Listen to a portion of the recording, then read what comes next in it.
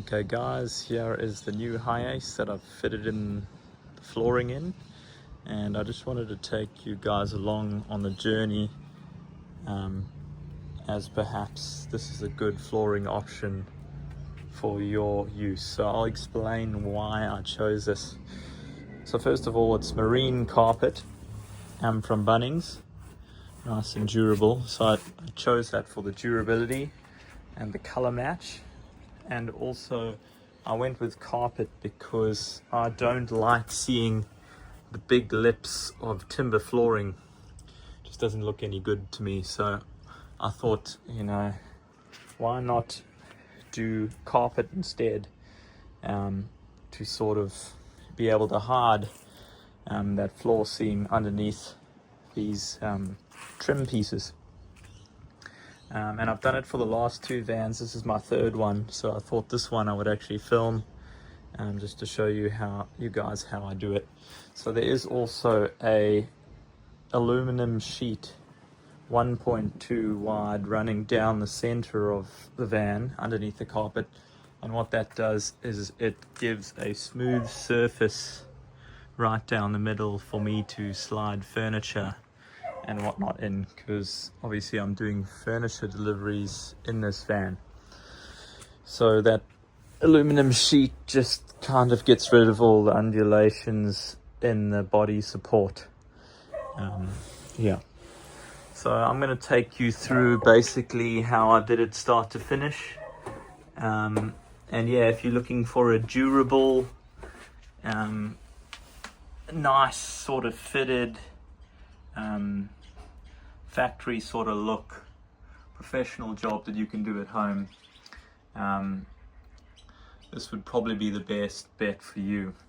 I would make a note, however, that if you're going to do a carpet and you're going to put this aluminum sheeting underneath, that you put some sort of insulation underneath.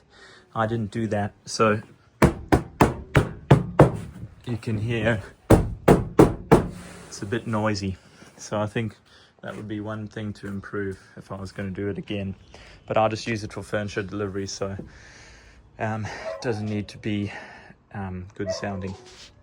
So yeah, have a watch and comment in the comments if you have any questions or you want any advice. Happy to help you out. Here we go. Okay, here is the aluminum sheeting laying in the back of the van from Action Aluminum in Mollendina, and on the left you can see the marine carpet there. So what I'm doing here is centering it to the van, making sure all the edges align nicely, and I also had to bend the end of the aluminum sheeting by this rear trim for the trim to fit snug over it. And here I'm putting down some liquid nails just to secure the front piece.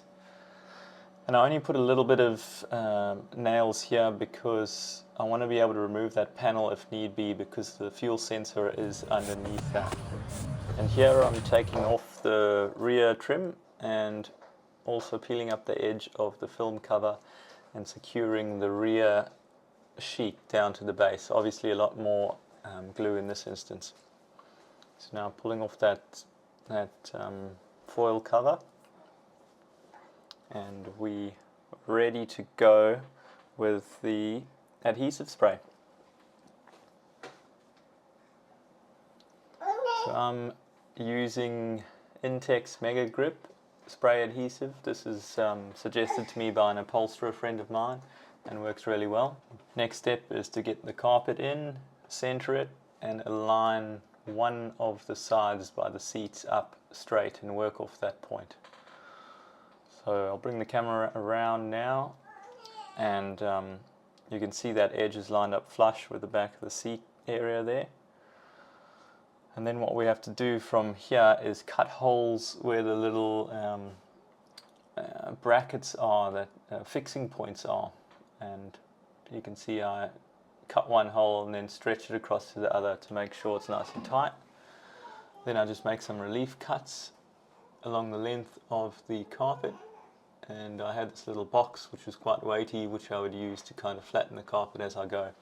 And there's also 2 fixing points in the middle there that I've done the same process with, and then there's ones in the corner here.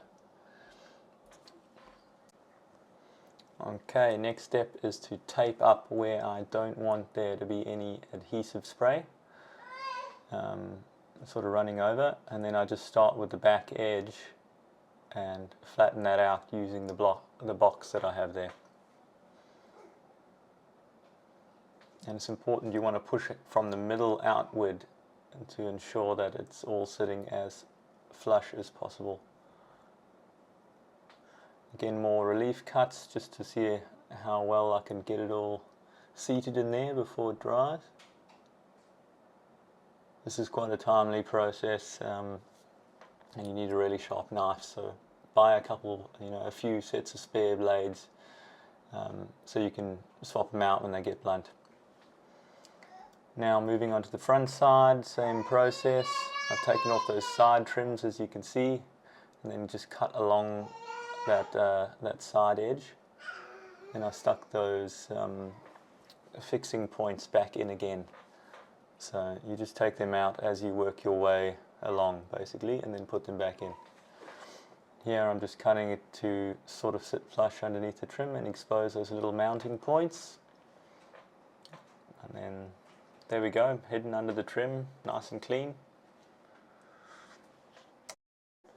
And the rear side also looking nice and factory. Now, I'm going to give you guys a list in the description of all the costs associated with this, and links to where you can purchase all the product and do it yourself. And like I said, if you have any questions, please comment and let me know, and I'll see if I can help you. Thanks, guys.